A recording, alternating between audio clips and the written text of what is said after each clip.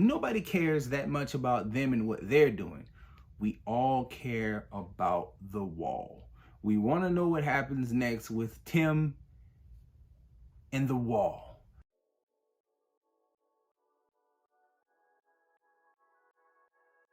All right, everybody, what's going on? I'm here to talk to you today about Solar Opposites Season 2, which just dropped on Hulu this Friday. I've gotten through the whole season, so let's sit down and talk about it.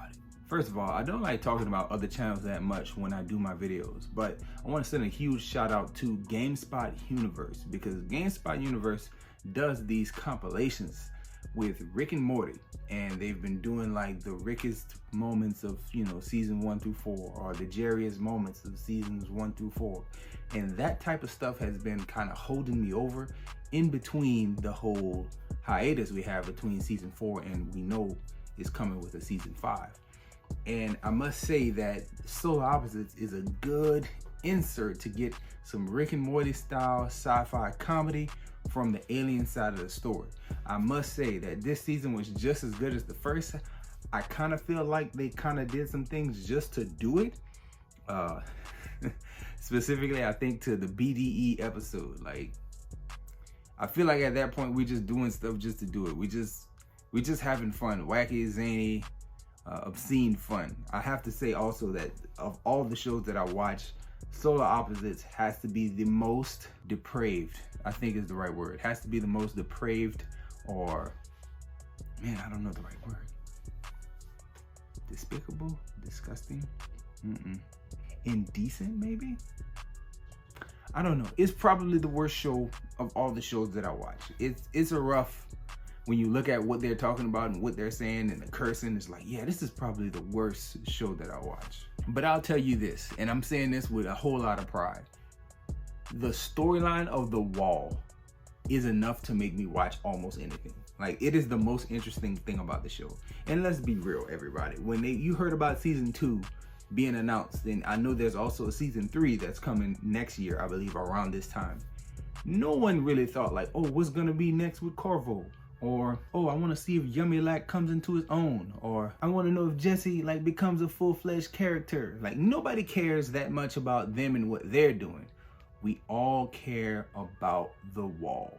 We want to know what happens next with Tim and the wall. Like, episode 7, when it opened up, I have to say was the most dramatic opening for the show. Just the idea that she's out and she's alive and she's gonna struggle to survive, and we're gonna watch time pass with her being outside the wall, and then getting to know the Duke, and that the Duke wasn't a horrible person all the way. Just seeing their relationship grow into like a weird thing. You even saw the animation of his face change over time as he lost weight, being in the little toy that they stayed in for most of the year. Like, it was crazy to see all that stuff play out. That stuff was way more memorable than any of the other stuff that happened with the aliens throughout the entire season. None of the stuff with the aliens was as interesting as what happens in the wall. Now, I will say that some of the stuff that happens with the aliens is memorable in the way that it's shocking, because you have the whole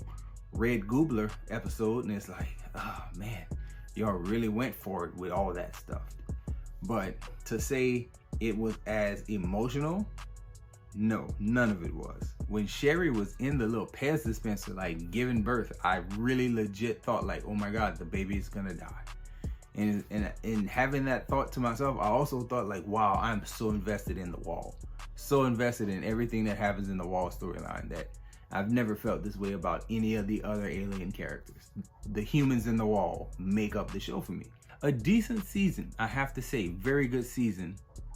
I don't know if it's worth revisiting like the first season was. And if it is worth revisiting, it's just for me to get refreshed on everything that happened inside the wall.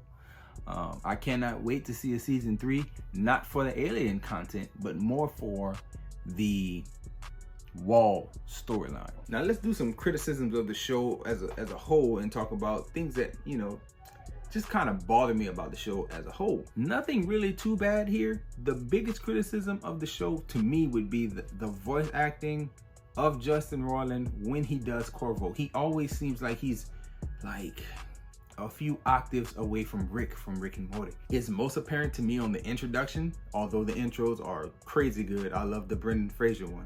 And also at the very last episode at the end of season 2, when they're going off on the neighbor, when they start ranting, everyone's, you know, yelling and cursing and fussing at the neighbor, telling him he better move away and stuff like that. That just was very reminiscent of a Rick moment with a Jerry, and just, you know, demeaning him and belittling him and going at him full force. So those moments to me are the ones that kind of feel like, you're real close to Rick right there.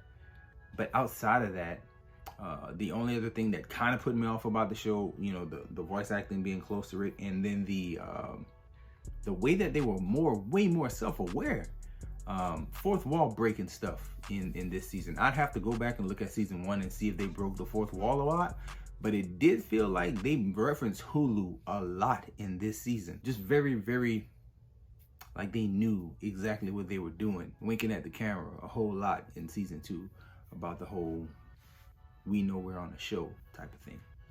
So I don't know, I wasn't huge on that, but besides those things, I thought the season was very good, very good.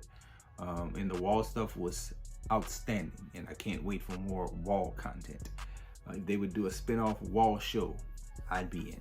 Just give us the setup of how a person gets introduced and then follow that person, and I would follow that person just to see the crazy stuff that they introduce, like growing fruit from the seeds in a kind bar. Like, come on, man, crazy stuff. I like that way more than I like the aliens. But good season overall. If you're into the show, can't recommend the show for anyone just because of the content. I have to watch on the iPad with headphones because it's lots of cursing, there's lots of, you know, just crazy situations that the aliens find themselves in. For those reasons, I can't tell anyone, hey, you should check this out. Like, no.